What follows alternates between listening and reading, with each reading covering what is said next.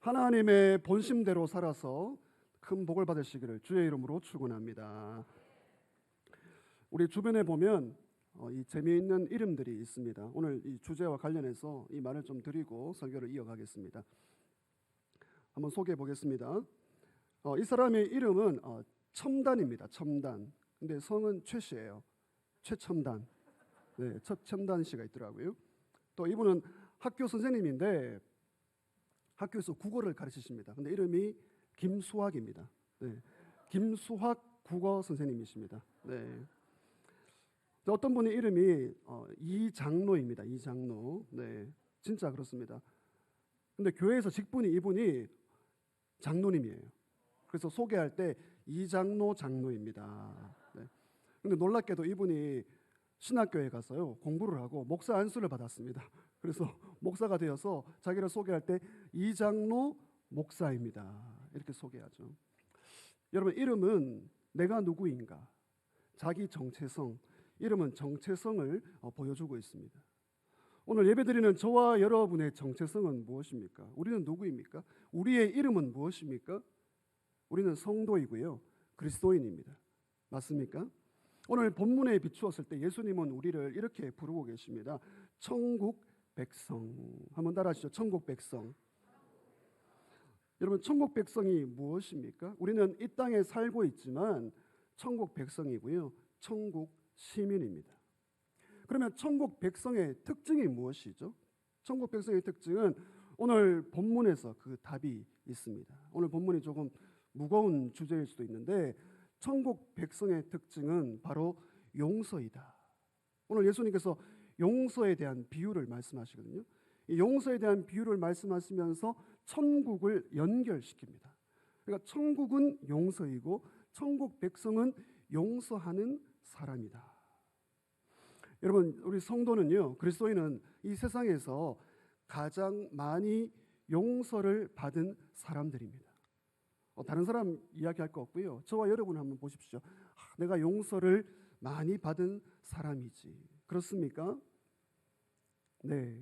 그러면 가장 많이 용서를 받았기 때문에 우리는 용서를 많이 하면서 살아야 합니다. 여러분, 그렇습니까?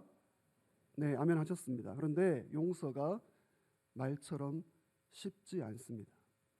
죄송하지만, 목사로서 이런 말 드려서 죄송하지만 용서는 피하고 싶은 말입니다. 그럼에도 불구하고 천국 백성이 되었다면, 하나님의 은혜로 천국 백성 된 우리는 다른 사람에게 가정에서, 교회에서, 직장에서 이 용서의 선물을 줄 수 있어야 합니다. 여러분, 용서에 대한 하나님의 본심이 무엇입니까? 오늘 저는 이 용서의 이 비유, 그리고 교훈, 실천, 이 세 가지를 말씀드리고 싶습니다. 오늘 첫 번째 비유입니다. 비유 가운데 이 비유도, 오늘 이 비유를 보시면 세 부분으로 되어 있습니다. 비유 서론이 있고요, 비유 이야기가 있고 비유 결론이 있는데, 먼저 비유 서론입니다. 21절 말씀 보시면 베드로는 이 용서에 대하여 예수님께 질문을 하고 있습니다. 예수님, 형제가 나에게 죄를 지으면 몇 번까지 용서해야 합니까? 여러분, 몇 번까지 용서할 수 있습니까? 이 베드로는요, 아주 그 성격답게 저는 7번까지 용서할 수 있습니다. 와, 대단합니다. 사실 이 당시 이 율법을 가르치는 학자들은 다른 사람을 용서할 때 4번까지는 용서해라, 4번까지는 용서할 수 있다, 그렇게 가르쳤습니다. 베드로는 선심을 쓰고 있습니다. 7번이니까요. 예수님 앞에서 나는 7번 용서할 수 있습니다. 근데 예수님의 대답이 무엇이죠? 22절, 엄청난 말씀을 하십니다. 70번씩 7번을 용서하라. 70번씩 7번. 여러분, 이것이 70번씩 7번이라 해서 77, 77을 말하는 것인지, 아니면 70 곱하기 7은 얼마입니까? 네, 490을 말하는 건지 정확하지 않습니다. 77이냐, 77이 490, 490이냐 정확하지가 않습니다. 70 곱하기 7 정확하지 않습니다. 그러나 숫자가 중요한 것이 아니라 예수님께서 말씀하시고 싶은 것은 용서의 무한성입니다. 한번 따라하시죠. 용서의 무한성. 셀 수 없이 용서하라. 따지지도 말고 묻지도 말고 용서하라. 여러분, 예수님이 지금 말장난하고 계십니까? 과연 그렇게 할 수 있습니까? 근데 예수님은요, 이 비유를 통하여 우리 자신을 보는 것이 아니라 우리를 있는 모습 그대로 사랑하시고 용서하시는 하나님 아버지를 바라보게 하십니다. 여러분, 하나님은요, 우리를 무한대로 용서하시는 분인 줄 믿습니다. 여러분, 그 믿음 있습니까? 아이고, 또 내가 죄를 지었네? 하나님 벌 주시겠네? 그런 분이 아닙니다. 하나님은 셀 수 없을 정도로 용서하시는 무한대로 크신 분입니다. 그러나 저를 포함해서 우리는요, 그렇지가 않습니다. 우리는 용서 피하고 싶은 말입니다. 용서하기는커녕 죄송합니다. 복수하고 싶어요. 더 갚아주고 싶고요.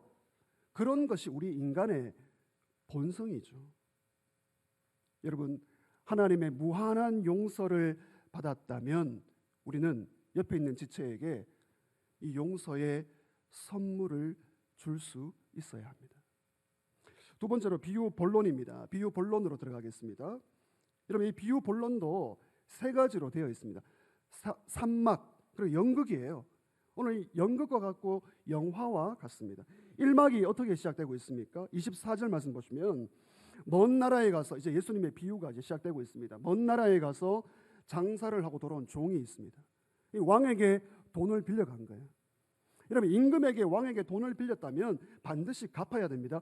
원금을 가져와야 됩니다. 아니, 이익을 남겨야 합니다. 근데 이 종은요, 원금은커녕 빈털터리가 되어 돌아온 것이죠. 여러분, 얼마나 이 돈을 빌려갔습니까? 오늘 성경이 어떻게 말합니까? 1만 달란트. 여러분, 1달란트가 6천 데나리온의 돈입니다. 자막이 있습니까? 네, 1달란트가 6천 데나리온이고요. 이것은 성인이 16년 동안 일해야 벌 수 있는 엄청난 돈이죠. 그런데 1만 달란트는요, 얼마입니까? 6천만 데나리온이고요. 16만 년 동안 벌어야 하는 말도 되지 않는 천문학적인 돈인 것이죠. 그러니까 이 당시에 이 사람들이 생각할 수 있는 최고의 돈, 최대의 액수, 이것이 1만 달란트입니다. 여러분, 이 사람은 이 왕에게 돈을 빚지게 되었습니다. 여러분, 왕에게 돈을 빚진다는 것은요, 빚을 진다는 것은 죄를 짓는 겁니다. 이 종은 엄청난 죄를 지었고요. 왕은 갚아라. 여러분, 빚은 갚는 게 정당한 겁니다. 공의입니다. 갚아야 합니다. 죄는 갚아야 합니다. 벌 받아야 합니다. 근데 왕은 어떻게 하죠? 27절. 파격적인 행동이 나옵니다. 우리 같이 읽겠습니다. 시작. 그 종의 주인이 불쌍히 여겨 놓아 보내며 그 빚을 탕감하여 주었더니. 여러분, 왕은 어떻게 했습니까? 왕은 너가 가지고 있는 모든 것을 팔아서 1만 달란트 갚아라. 그때 소리치죠. 기다려 주십시오. 제가 하겠습니다. 할 수 없습니다. 근데 왕께서 먼저 어떻게 합니까? 불쌍히 여겨. 여러분, 성경에서 가장 아름다운 단어입니다. 불쌍히 여겨. 그 빚을 어떻게 합니까? 빚 갚는 기한을 연기를 해줍니까? 빚을 줄여줍니까? 연기해 주는 것도 고마워요. 빚을 줄여주는 것 더 고맙습니다. 그런데 어떻게 하죠? 빚을 탕감하여 줍니다. 탕감이 무엇입니까? 아무것도 없는 거예요. 빚이 아무것도 없는 것으로, 없던 것으로 해줍니다. 여러분, 1막에서 여기 나오는 임금이 누구입니까? 이 왕이 누구입니까? 바로 저와 여러분이 믿는 하나님 아버지이신 줄 믿습니다. 여러분, 하나님은요, 우리의 죄를 다 탕감해 주십니다. 여기 오늘 이 빚이 죄입니다. 빚이 죄이고요. 이 종이 다른 사람이 아니에요. 하나님 앞에서 죄를 짓고 살아가는 우리가 바로 이 종인 것입니다. 여러분, 하나님은요, 마치 왕이 그 종을 소환해라, 불러라, 따져보자, 너가 어떤 빚이냐, 어떤 죄를 지었냐라고 하듯이 하나님은 정당하게 우리를 소환하십니다. 여러분, 오늘 이 예배 시간은 하나님께 예배를 올려드리는 영광의 시간이지만 우리가 하나님 앞에서 하나님이 우리를 부르고 있어요. 어떻게 살았냐? 너 빚이 있잖냐? 갚을 것이 있잖냐? 하나님께서 우리를 소환하십니다. 여러분, 우리는 1만 달란트 빚진 자입니다. 10,000달란트 갚을 수 없는, 내 힘으로 갚을 수 없는 그런 존재예요. 그러니까 우리가 할 수 있는 것이 무엇입니까? 오늘 이 종이 한 것처럼 왕이시여 기다려 주십시오, 갚겠습니다라고 진실로 회개하고 용서를 빌어야 합니다. 그렇게 할 때 하나님께서 자비를 베풀어 주시는 것이죠. 여러분, 좀 빚이 있습니까? 좀 해결해야 될 부채가 있습니까? 누구나 다 있을 거예요. 여러분, 그것이 탕감, 없던 걸로 된다면 얼마나 기쁘겠습니까? 오늘 이 종이 1막에서 그걸 경험합니다. 탕감 받습니다. 예배 나오신 사랑하는 성도 여러분, 하나님께서 예수 그리스도 안에서 저와 여러분을 탕감해 주신 줄 믿습니다. 여러분, 이것보다 더 큰 은혜가 어디 있습니까? 지금 이 종은요, 너무 기뻤을 것입니다. 이제 1막이 마무리되고요, 이제 2막으로 넘어갑니다. 우리는 이 내용을 너무나 잘 알고 있기 때문에 2막에서 어떤 일이 일어날 것을 알고 있습니다. 그런데 2막에서요, 정말 일어날 수 없는 일들이 일어납니다. 열받습니다. 머리 뚜껑이 열리는 일이 일어납니다. 어떻게 됩니까? 28절 말씀 보시면 1만 달란트 탕감받은 종이 집으로 가다가 100데나리온 빚진 사람을 만납니다. 거리입니다. 모든 사람들이 보고 있어요. 좀 예의를 지켜야 합니다. 네, 여러분, 이 사람이 어떻게 하죠? 28절, 이 사람을 보자마자 붙듭니다. 붙들었다. 이 붙들었다는 말은요, 경찰이 범죄자를 잡는 것처럼 붙드는 거예요. 딱 붙들었습니다. 그리고요, 오늘 성경을 잘 보십시오. 목을 잡습니다. 여러분, 목을 잡는다, 이 말은요, 죄송합니다, 모가지를 비트는 거예요. 여러분, 사람 모가지를 비틀면 안 됩니다. 여러분, 모가지를 비튼다는 말은 어디에 쓰는 말이죠? 닭 모가지를 비틀 때, 그런 경우에만 쓰는 말이에요. 이 원어로 보면 모가지를 비트는 거예요. 여러분, 사람이 아무리 죄를 지었다 하더라도 목을 비틀 수가 없습니다. 여러분, 이 1만 달란트 탕감받은 사람이 지금 어떻게 하고 있습니까? 거리에서 수많은 사람들이 보고 있는데, 빚 갚아라 이 죄인아, 너의 목을 꺾어버리겠다, 그러면서 정말 감옥에 넣어버립니다. 여러분, 돈이 얼마입니까? 100데나리온이에요. 100데나리온. 1만 달란트에 비하면 비교할 수도 없는 작은 돈입니다.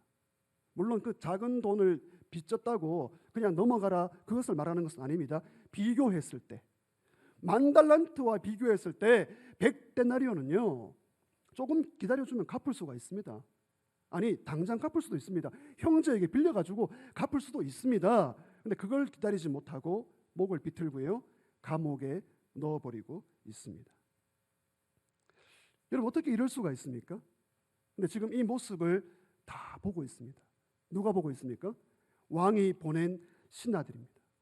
왕이 보낸 신하들이 이 모습을 보면서 너무나 민망해하고요, 어떻게 저럴 수가 있는가라고 하는 것이죠. 여러분, 100데나리온이 얼마입니까? 100데나리온은요, 당시에 노예 한 명도 살 수 없는 돈입니다. 1만 달란트는요, 노예 3만 명을 살 수가 있습니다. 어느 학자가 연구한 보니까요, 여러분, 100데나리온은요, 여러분 주머니가 있습니까? 여러분 주머니에 뭐 공 같은 걸 한번 넣어 보십시오. 그게 100데나리온이에요.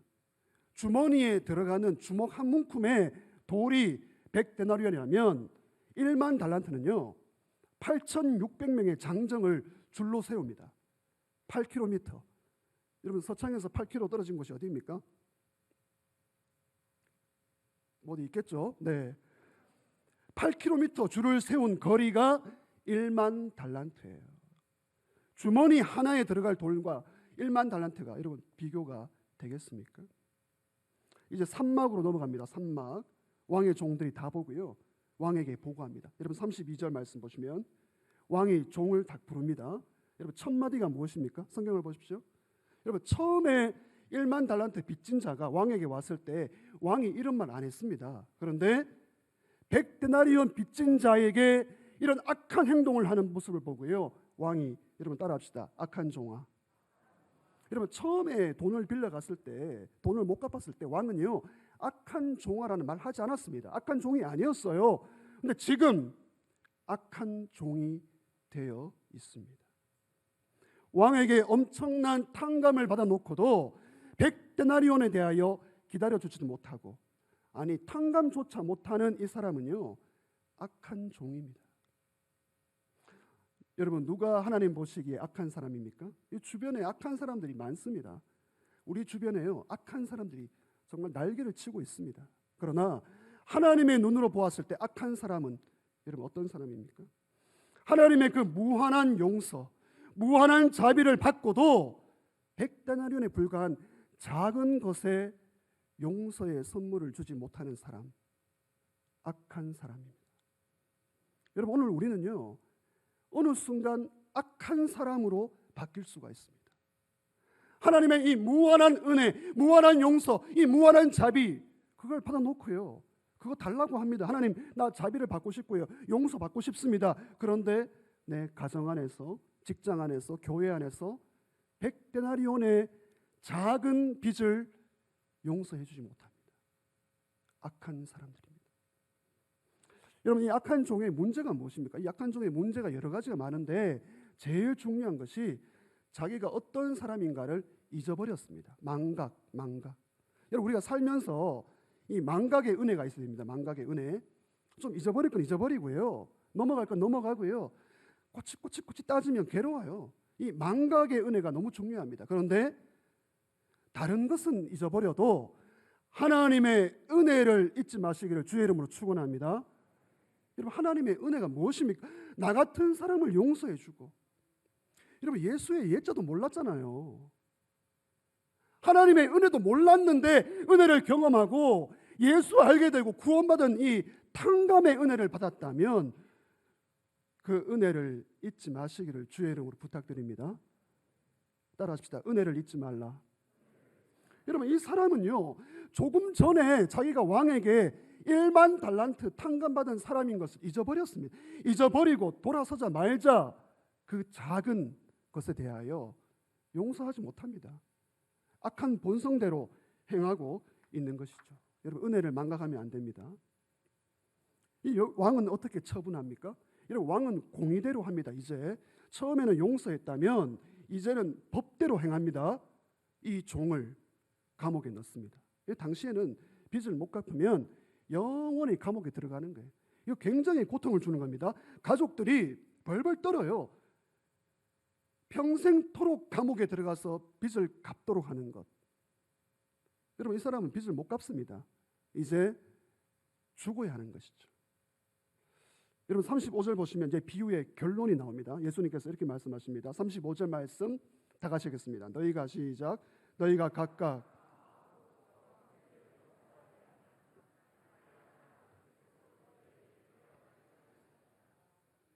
굉장히 부담스러운 말씀이죠.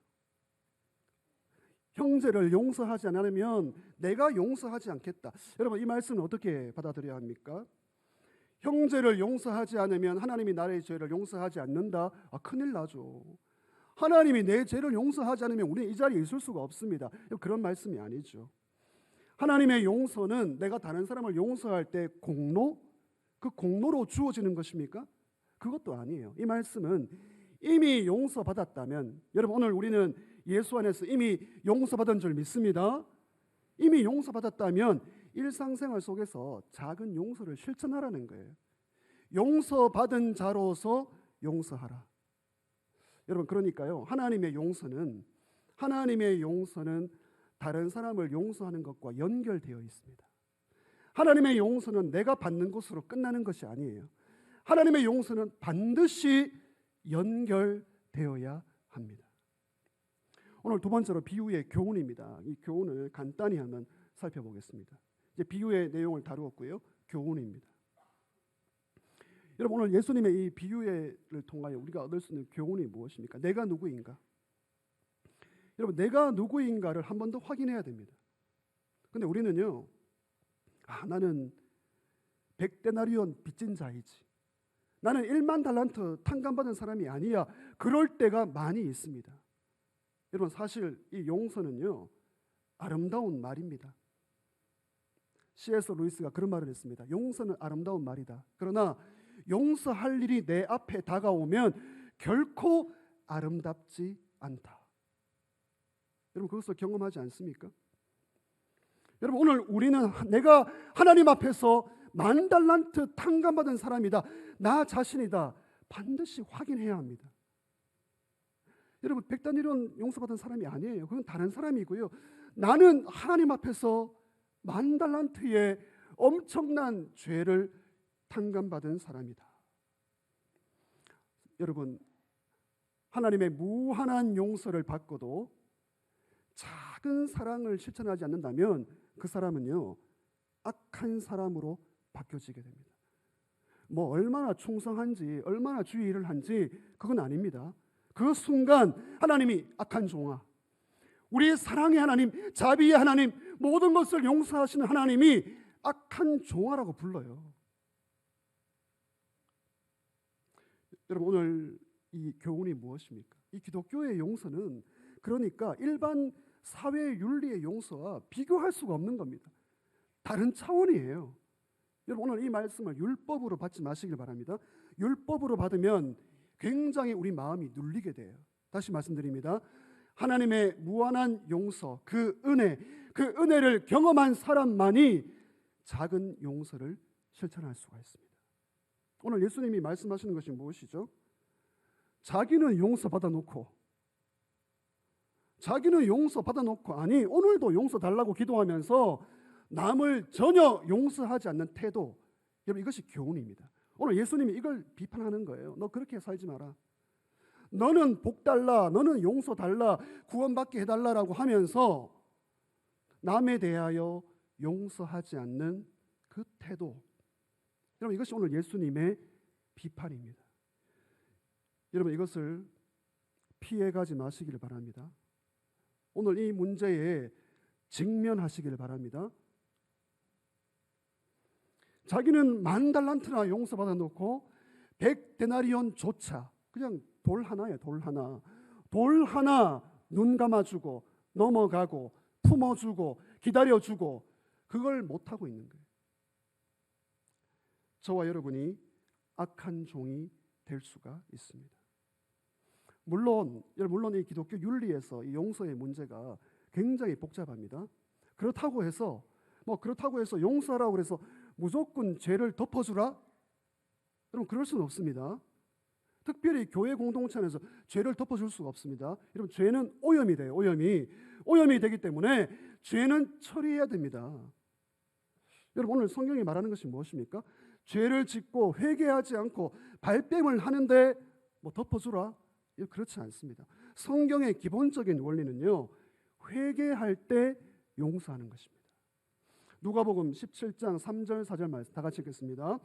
만일 내 형제가 죄를 범하거든 경고하고 회개하거든 용서하라. 만일 하루에 7번이라도 내게 죄를 짓고 7번 내게 돌아와 내가 회개하노라 하거든 너는 용서하라 하시더라. 여러분, 이제 실천의 부분으로 넘어가겠습니다. 비유, 교훈, 실천.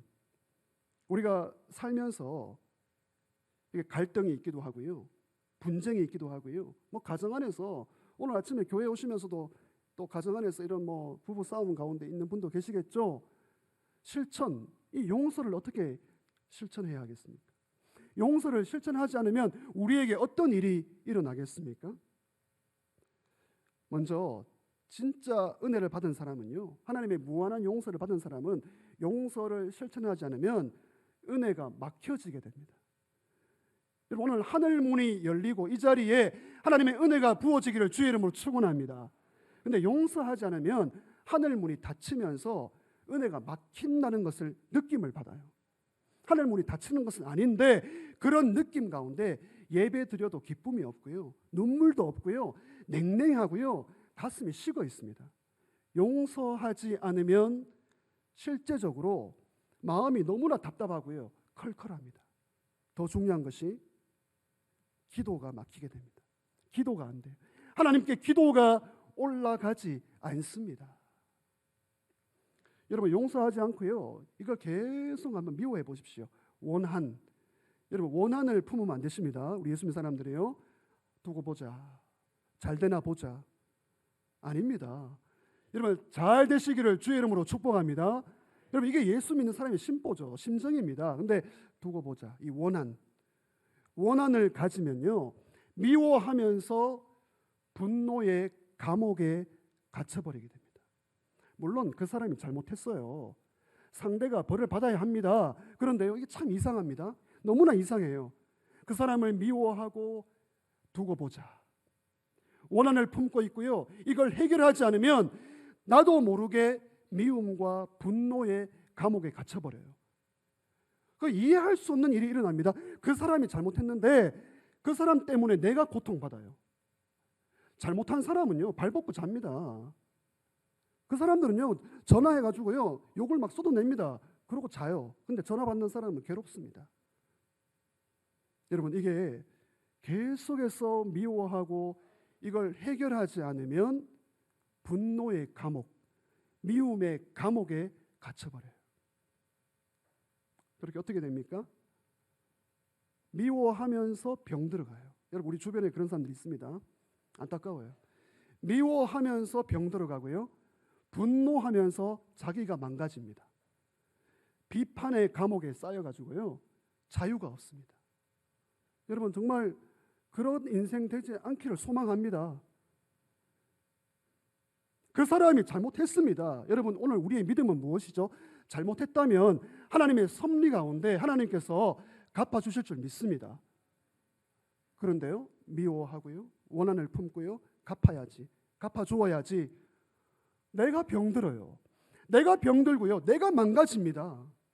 용서를 실천하지 않으면 죄송합니다, 몸에 병까지 올 수 있습니다. 여러분 우리 사람은요 정신과 육체가 다 연결되어 있습니다. 이것이 너무나 어려운 문제예요. 어떤 중년의 부인이 있었습니다. 남편도 너무 좋아요. 남편도 잘해주고요, 아이들도 아무 문제가 없습니다. 다 평안해요. 그런데 이 여인은 잠을 못 잡니다. 잠을 못 자고요, 한 번씩 이 가슴 통증이 오는데 주체할 수 없습니다. 병원에 가도 죄송합니다, 원인을 못 찾겠습니다. 어떤 분들은 그거 갱년기 증상이다 이렇게 얘기하는데 차원이 다른 겁니다. 가슴 통증이 오고요, 잠을 못 자고요, 불안에 시달리는데 겉으로 보기에 문제가 없어요. 너무 부러워요. 너무 좋아 보여요. 이 사연이 있는 여인입니다.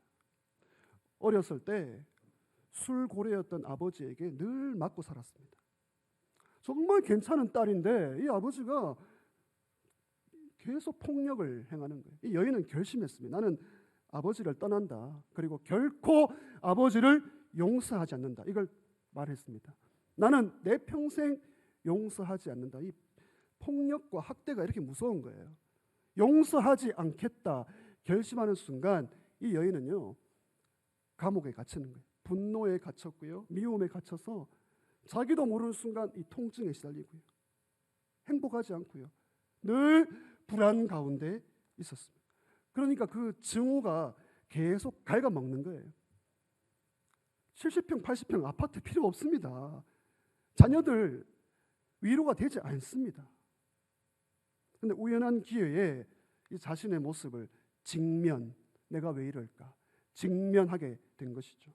놀랍게도 어느 우연한 기회에 아버지를 용서하겠다, 용서해 보겠다라는 말을 하게 되면서요, 그 순간 그 돌 같은 마음이 녹아진 줄 믿습니다. 근데 시간이 걸렸어요. 이 여인이. 여러분 이런 문제는요 하루아침에 되지 않습니다. 시간이 걸려서 비로소 문제 해결점을 보았죠. 그러면서 자유를 얻게 되면서 통증도 사라지고요, 회복이 된 것입니다. 여러분 용서할 때 미움의 감옥에서 빠져나올 수가 있습니다. 여러분 용서는 맺힌 것을 푸는 것입니다. 한번 따라하시죠. 용서는 맺힌 것을 푸는 것이다. 한 번 더 하겠습니다. 맺힌 것을 풀어야 산다. 여러분 혹시 이 자리에 누군가를 오랫동안 미워해서 원한 미움의 감옥에 갇혀 있는 분이 있습니까? 그때 그 사람만 아니었어도, 그때 죄송합니다, 그 인간만 안 만났어도 우리 가정, 우리 자녀들 이렇게 되지 않았을 것이야. 그런 사람이 있습니까? 꿈자리에 나타날까 봐 무서워 벌벌 떠는 그 사람이 있습니까? 여러분 그 사람 때문에 나는 천국 가기 싫다. 여러분 예수 믿는 사람이 이런 말을 해요. 나는 그 사람 때문에 그 사람 보기 싫어서 천국 가기 싫다. 왜요? 천국 가면 만나니까. 나는 천국 안 가고 싶어. 그 정도로 이 원한의 문제에 시달리는 분이 있습니다. 용서는 말처럼 쉬운 것이 아닙니다. 여러분 용서하기 어려울 때 우리가 어떻게 해야 할까요? 용서하기 어려울 때 포기해서는 안 됩니다. 용서는 정말 피하고 싶지만 여러분 구원받은 우리, 하나님의 1만 달란트의 빚을 탕감받은 우리는 피할 수가 없습니다. 두 가지를 말씀드리면서 저와 여러분이 함께 적용을 하기를 원하는데, 용서하기 힘들 때 첫 번째, 하나님의 용서를 기억해 보시기를 바랍니다. 여러분 오늘 제가 여러분에게 용서해라 용서해라 이 율법을 던지는 게 아닙니다. 이건 복음입니다. 복음. 왜요? 하나님의 용서를 우리가 받았잖아요. 하나님의 용서를 받았다면 용서하기 어려운 순간을 직면할 때 하나님의 용서를 기억하시기를 주의 이름으로 부탁드립니다. 그럼 기억하셨어요? 하나님의 용서. 하나님의 용서. 1만 달란트의 빚을 제로입니다. 제로. 없던 걸로 했어요. 없던 걸로. 여러분 죄가 없습니다. 아무것도 없습니다. 그 용서를 기억하시기를 바랍니다. 에베소서 4장 32절 말씀 같이 읽겠습니다. 시작. 서로 친절하게 하며 너희를 용서하심과 같이 하라. 하나님이 예수 안에서 우리를 용서해 주신 줄 믿습니다. 그래서 여러분 지금 혹시 누군가를 용서하지 못해서 막 갈등하는 분들이 있습니까? 그거 기합니다. 그거 몸부림치세요. 그러면서 하나님의 용서를 기억하며 주여 나에게 용서의 은혜를 주시옵소서. 여러분 이 탕감받은 죄의 빚을 생각한다면 작은 용서의 은혜가 올라올 것입니다. 두 번째, 용서하기 어려울 때 어떻게 할까요? 하나님의 은혜를 의지해야 합니다. 자막이 같은 걸로 나왔는데 하나님의 은혜를 의지해야 합니다. 따라하시죠. 하나님의 은혜를 의지하자. 이런 방법이 없어요. 하나님의 은혜를 의지하지 않으면 천하 누구라도 나왔습니다. 천하 누구라도 용서 못합니다. 여러분 기독교의 용서는요, 내가 뭐 마음이 넓고요, 내가 뭐 수련을 잘하고요, 성격이 좋아서 아닙니다. 여러분 오늘 용서의 근거, 용서의 실천, 용서의 능력, 이건 다 하나님의 은혜인 줄 믿습니다. 하나님의 은혜를 의지하지 않으면요 작은 것조차 용서할 수 없어요. 어떻게 이렇게 속이 좁을 수 있을까? 여러분 가정생활 해보십시오. 부부생활 해보십시오. 하나님의 은혜를 의지하고요 용서하라, 손을 내밀어라. 여러분 이거 순종하면요 용서의 능력을 주실 줄 믿습니다. 여러분 예수 믿는 사람들은 순종이 능력이에요. 순종이 능력. 근데 이 순종조차도 하나님의 은혜가 아니면 율법으로 가요. 하나님의 은혜를 의지해서 용서의 선물을 내밀어서 여러분 우리의 가정과 직장과 교회가 가정 천국, 직장 천국, 교회 천국 되시기를 주의 이름으로 축원합니다. 말씀을 정리하겠습니다. 천국 백성 된 여러분, 천국 백성으로 부름받았다면 여러분 우리는 빚이 없습니다. 여러분 우리는 부채가 없어요. 맞습니까? 하나님이 우리를 다 죄의 빚을 가져갔습니다. 그런데 한 가지가 남아 있습니다. 따라하시죠. 사랑의 빚. 사랑의 이 빚을요 갚아야 합니다. 우리는 죄의 부채는 없지만 사랑할 이유만이 있어요. 축복할 이유만 있습니다. 사랑의 빚. 그 사랑의 빚은요 용서의 선물을 주면서 갚아가시면 됩니다. 예수님께 갚아야 될 사랑의 빚, 여러분 이것은요 용서의 선물을 줄 때 갚아지는 것입니다. 하나님의 본심이 무엇입니까? 오늘 이 예배 드리면서 우리 모두가 하나님의 용서받은 자라는 확신을 가지시기를 주의 이름으로 축원합니다. 그러면서 용서의 선물을 줘야 합니다. 여러분 우리는 바다 같은 하나님의 용서를 받았습니다. 그림을 보십시오. 바다 같은 하나님의 용서를 받았습니다. 맞습니까? 여러분 그러면 시냇물 같은 용서를 흘려보낼 수가 있지 않습니까? 여러분 하나님은요 너 바다같이 살아라 그런 말 하지 않았습니다. 바다같이 용서하라 그렇지 않았습니다. 시냇물의 용서, 바닷물의 은혜를 받았다면 시냇물의 용서, 작은 용서 오늘도 실천하며 살아가기를 소망합니다. 오늘 설교 제목입니다. 따라합시다. 용서 없이 살 수 없습니다. 저부터 그렇습니다. 여러분 목사를 용서하시고요, 교회를 용서하시고요, 남편을 용서하시고요, 아내를 용서하시고요. 네, 아멘도 안 하시죠, 그죠? 네, 부모님을 용서하시고요, 자녀를 용서하시고요, 동료를 용서하시고요. 하나님의 은혜를 의지해서 오늘도 작은 용서를 실천해서 천국을 만들어 가시기를 주의 이름으로 축원합니다.